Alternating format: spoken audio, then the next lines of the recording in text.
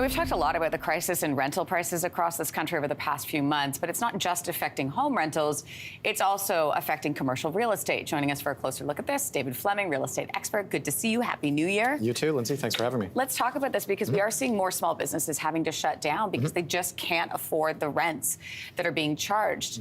Let's go back a little bit. Sure. How did we end up here?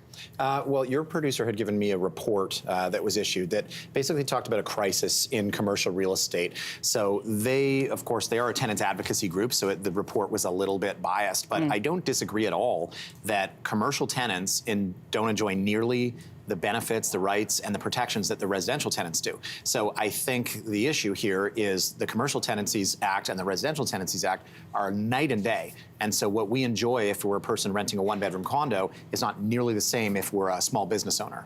You think about, driving around even the city of Toronto, the city of Vancouver, you're looking at empty spaces because people just can't afford the rents because they've been hiked up so much.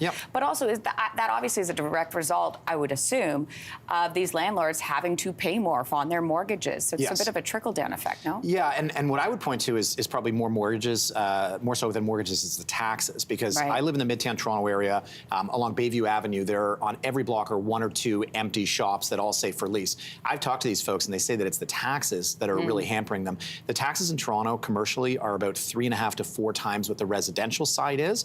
So, we can't expect these folks to not turn a profit, or a lot of them are just looking to break even. Right. I'm going to give our viewers an example. Sure. There's an owner of a design agency in Vancouver who reported an increase of 74%. Yes. 74%. So how are they justifying these hikes? Because that's considerable.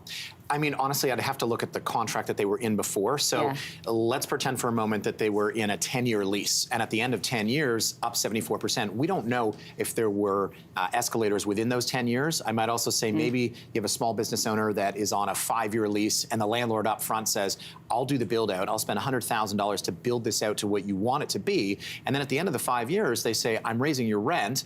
I believe in you and your business, and I've given you the opportunity. Now it's time to pay me back. So the commercial real estate leases are so complex. It's just not the same as residential. And we have absolutely no idea in that case with the 73, 74% increase, what had transpired to get to that point. Here in Toronto, commercial retail rent has gone up nearly 20% since 2021. You can see the source there, commercialrent.ca. So you were talking about the difference between, residential rentals and commercial spaces.